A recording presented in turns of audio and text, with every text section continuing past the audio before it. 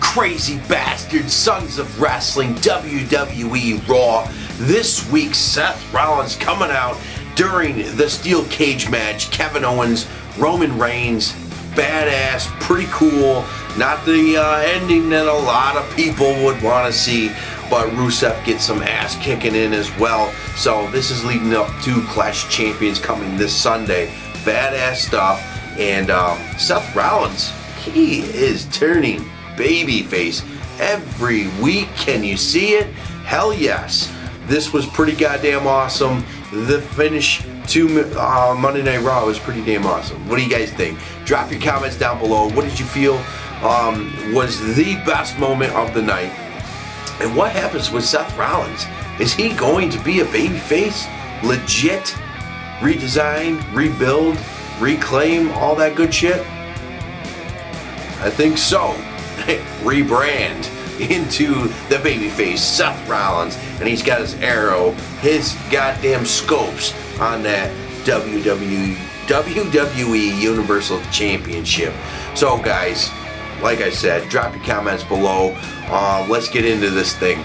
Roman Reigns kicks off Raw to a sea of boos as usual, and he's pissed off. He's pacing the ring. He's taking his sweet ass time, grabs the mic, goes to speak, and Stephanie McMahon cuts him off, coming down to the ring. And then Mick Foley, he sort of interrupted Steph, but they're on the same team. He comes out, and they were talking, how are they going to handle the situation between Roman Reigns and Rusev and Seth Rollins and then Kevin Owens, the whole thing. How are they going to do it?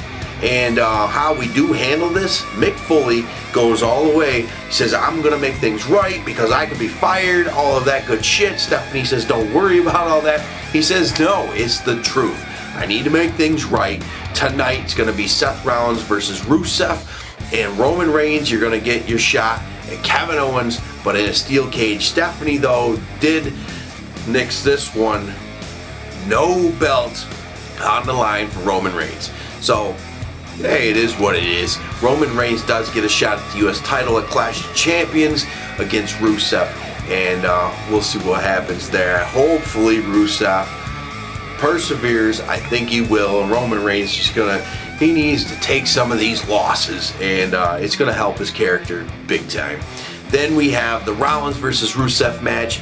You knew no one was going to win this one, and we get a double count out, but they continue to battle outside of the ring, and Seth Rollins ends up hitting a crossbody off the announcer's table into the crowd because that's now positioned away from the ringside. So that was the first time that we saw that used, and I'm sure we're going to get a lot more in the future, but it was the first time. Small spot, but we'll continue to grow on that. I am sure somebody's going to go off something really high through that table within a year. What do you guys think? Comment down below. Let me know what you think. Then we got Braun Strowman versus Sin Cara again. And Sin Cara, listen, that dude is legit, and he's just attacking the leg like anybody should on a big monster like this. And looks to be pretty decent here, and you get to see a little more athleticism out of Braun Strowman with his quickness here when he runs back into the ring, catches Sin Cara's moonsault, and just slams him down for another squash. And hopefully one day Sin Cara will get some wins under his belt again and move on up. Then we got Sasha Banks, Bayley. They're teaming up versus Charlotte and Dana because Dana fucked up backstage with Mick Foley. Of course, again, they're just going to keep turning her into this and making her screw up, and eventually she's going to get one up on somebody big like Charlotte, and that'll end up setting her up for a pretty good run. Not as champion, but as a women's division. You know, it's going to be a good thing for her. So, because right now a lot of people hate her. Not as much as Eva Marie, but hey, it is what it is. So anyway, Bayley ends up getting a big boot from Charlotte and eats that. Definitely the loss to Charlotte is okay, but this leads to Sasha questioning Bayley. So, but we're going to have that triple threat at Clash of Champions. Charlotte, Sasha, Bayley should be a badass, and I don't foresee anybody winning this belt. I mean, Charlotte's going to retain. So, anyway, Seth Rollins, he wants answers from Steph. He goes and talks to her in her office. The the office situation is always strange, but he puts down her mind here after he gets talking to her about everything on Triple H and her husband. He knew what was going to happen, this and that. Anyway, he puts doubt in her mind because since Shane McMahon's been back, she has been horrible as a businesswoman. So this is definitely cool, different, and makes her maybe question some things that she's been deciding, and maybe possibly trying to drive a wedge between her and Mick Foley, which I believe even Kevin Owens is doing. So then we have Bo Dallas, Bo Leave and Bo squash match. Hey, that's fine with me. Bo Dallas picking up a victory, pretty damn cool. What do you guys think? Bo Dallas's new aggressive nature, and I think it works. It's perfect. Bo Dallas is very talented, and we'll see what happens from here. I heard rumor it was just supposed to be a short thing. We'll see what happens. Hopefully, Bo Dallas gets back on his feet, doing his thing, but it sounds like he's starting to go more toward his brother Bray Wyatt's type of the way he's speaking. So will he end up becoming part of that? Comment down below if you believe Bo Dallas and Bray Wyatt will somehow unite as a team somehow. Maybe. Then we have Cesaro versus Sheamus in the best of 7 series, 3-2 Sheamus. Now let me tell you what, Cesaro was over as fuck for a very long time until he got put into a goddamn feud with Sheamus, and now nobody really gives a shit.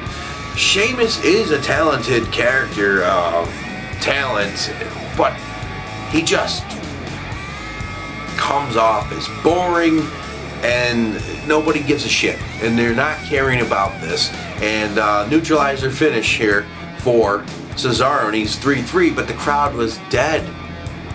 What do you guys think? Cesaro needs to get the hell out of this. Clash of Champions, thank God it's the last goddamn match. Cesaro should definitely win. He was down 3-0, now he's 3-3, tied it up. Definitely will go over at Clash of Champions for sure. But what's next for Cesaro? Don't put him in a goddamn anything like this again. Really slowed him down, but maybe it was, he needed to rest up his body a little bit. Then Jericho out with a list of grievances of Mick Foley. Now we all know the 1001, the whole long list of Chris Jericho back in the day, and then we get some 1998 references later, so they made it great when Enzo and Cass came out and interrupted this list. And Jericho is just over as hell right now. Jericho is on fire. Do you agree? Seriously, Jericho's awesome right now. And then Shiny Stars come out, selling their bullshit. You got the New Day, the Anderson and Gallows, and anyway, all these stupid idiots are being put on the list too. And this turns into a brawl with the tag teams when Sami Zayn comes out and attacks Jericho as he's writing them stupid idiots on his list. And then it turns into a match, a 10-man tag, and the Bada Boom Shakalaka. What a long ass name for a finisher, but is the finisher on the Shining Stars, taking them out for the first time, because Shining Stars have been on top, twice now, against Enzo and Cass, which Enzo and Cass, they're going to roll over them and they're going to move on to the next, hopefully become a tag team champions down the road. But they were teaming up with the New Day, which it is what it is. But New Day, I think, are going to drop to Anderson and Gallows coming up at Clash Champions. That's the way I see it. The Cruiserweights have arrived. Finally, that Cruiserweight Classic went through its ordeal. Our champion, TJ Perkins, aka Manic, aka Suicide from TNA. Yes, the crazy things that he's done under the hood now has got the hood off. Now back in 2013-14, Hulk Hogan was talking to TJ Perkins backstage as he was turning into Manic after the Suicide character was dropped. And that was without the hood, so that was the beginning. But then they chose to put it back on him in TNA with that mask. And he always did put the mask on for matches, but they were actually talking. Hogan and T.J. Perkins back then, so Hogan had a good eye on him. The talent was there already, but you know, things happened. And anyway, Cruiserweight champions T.J. Perkins, and we have a fatal four-way with 4 cruiserweights here, and Brian Kendrick slithers his way into a victory. Awesome. He was also there at TNA, and back in the day, like 2010 to 12-ish, I remember it was some weird-ass shitty gimmick. He was like a gypsy or some shit. I don't even know. He had these weird baggy pants, barefoot. That's all I remember. So, guys, Brian Kendrick moving on. This is cool. A good feel moment for him. But the way he stole the match, because really, holy shit. Yeah, he stole this one for real. And because all the other guys put in most of the work. Holy shit, awesome. And then we go into the main event. Steel cage. Mick Foley booked this. Roman Reigns versus Kevin Owens. Non-title match. But Roman Reigns just wants to beat his ass. And, well, we got some really nice back and forth. Pop-ups turned into Superman Punch. That was pretty cool. Let me tell you what, Roman Reigns sometimes has some good shit. And pop-up powerbomb, but a kick out as well. Yeah. Then we go to who's going to escape the cage first. Roman Reigns climbs it, drops down. Kevin Owens goes to the door to roll out. And Roman Reigns won the match, victorious over Kevin Owens, escaping the cage. Fans were fucking mad. Holy shit. Anyway, that was okay because Rusev comes out, and Rusev and Owens beat down Reigns, and Kevin Owens keeps yelling, match got something, match got something.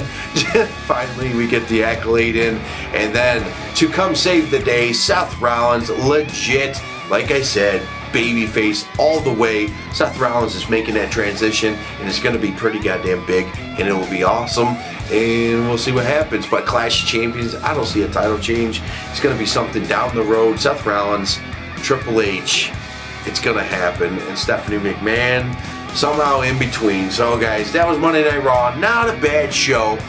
Better than last week, I feel. But it is the go-home show as well. But we've seen some really shitty go-home shows. So let me know what you thought of Raw. Are you looking forward to SmackDown?